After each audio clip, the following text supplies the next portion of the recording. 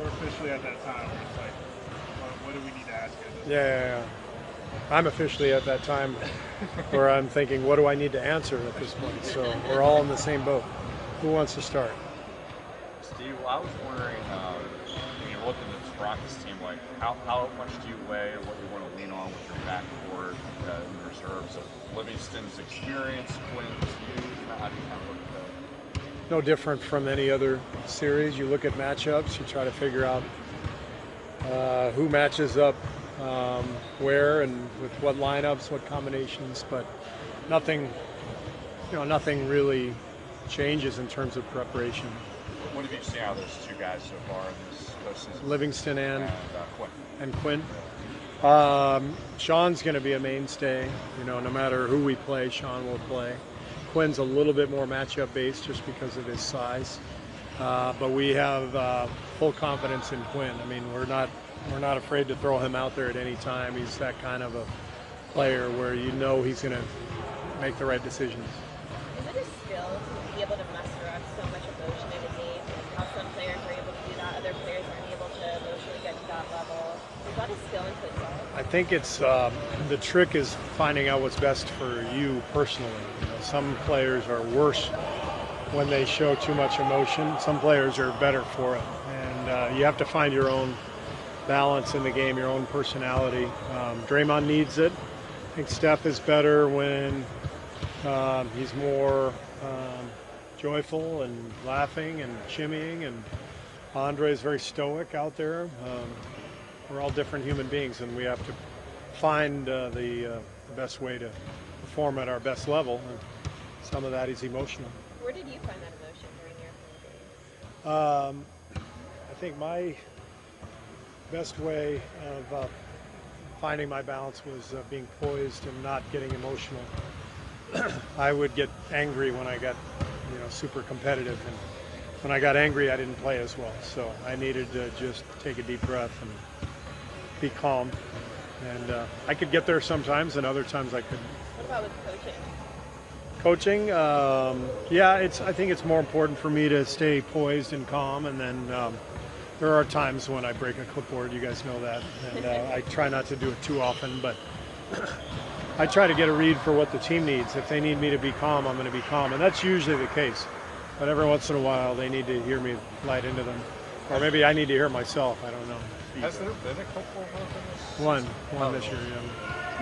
Remember the Chris Paul, David West tandem. What do you remember about those back in the New Orleans days and how they played well together? I don't really remember much about it, to be honest with you. I mean, two great players on the same team, but I don't know. I mean, that was a while ago. Jordan was talking a minute ago about how frustrated he was when he had that rash of injuries. At one point, thought about maybe just sitting out the rest of the season, letting his ankle heal up. Did you notice that his head was kind of down, or did you try to help him through that? Yeah, I mean, that's the coaching staff's job, is to keep encouraging him, and I think our staff did that. Hard part for Jordan is that he was out for a long time, and while he was out, we kind of went in a different direction with Loon, and Loon's done a great job. So it's one of the hard parts about being an NBA player, and especially a rookie. Once you're out of the loop, it's hard to get back in the loop, but he's done a really good job the last few weeks of working hard, staying engaged. He's played well when we've thrown him out there, and I wouldn't hesitate to put him out there this series. How much has Chris benefited from playing next to James and sharing the ball handling and playmaking burden as opposed to what you saw all those years before? Well, as far as detail, you'd have to ask him, but I just think it's always easier for everybody to play with great players. The more good players you have on the floor, the easier it is for all of them, because they can take some of the burden off of each other. And so I think we've seen that with those two this year. How does he change the second unit for them, and just the fact that they stagger those minutes, and how much does that impact what you have to do with your second? Well, they basically do the exact same thing. They just have Chris handling the ball instead of James. So the luxury is that they have a great player creating plays for 48 minutes. They never have both those guys off the floor if they can help it. So Mike does a good job staggering them and getting them into spots where they're both controlling the games at different times. Do you think in some ways Draymond Draymond? Yeah, I think this is, there's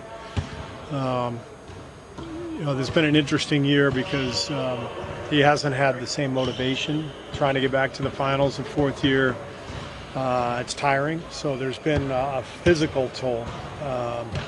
But I think in some ways this is the best version of him in terms of him walking the line between that competitive desire and keeping his poise. And I think he's grown a lot in that area. Do you feel like the Rockets are, they shoot a ton of threes, a ton of shots at the rim. Do you feel like by eliminating those mid-range shots, do you feel like they're missing something in kind of the flow of their offense? Well, they added Chris Paul, who shoots a ton of mid-range shots. But he's still down a lot this year. Compared to himself in the past, yeah. But compared to where the Rockets were last year, I'm seeing him pull up from the elbows constantly against Utah, against Minnesota. Those are playoff shots. Sometimes in the playoffs, teams take away the three-point line, take away the rim. You need mid-range shots. So I think what Chris has done is he's given them a different dimension. Because James would rather get to the rim or shoot a three. But Chris is great with that mid-range, and it's made them harder to guard. Do you ever think about, for yourself, trying to kind of do more to maximize those shots at the rim or a three-point line instead of, obviously you have a very good balance, but kind of trying to get those two shots as opposed to mid-range shots? You mean threes or layups? We do what we think is best for our team, and so we're comfortable with the way we play. What defensive dimension does Devon give you against the Rockets? He can switch. He does a good job on guards, and obviously they're an isolation team. Once everything shakes out, so he'll play a big role in this series, staying in front of Harden and Paul, and also protecting the rim. From Capella? Meaning what? How much role will he play against Capella? He'll play quite a bit against Capella, but he could also guard Tucker and Bamute. And, the whole key these days defensively is can you guard multiple positions and multiple actions, and he can do that. So he's a valuable player for us.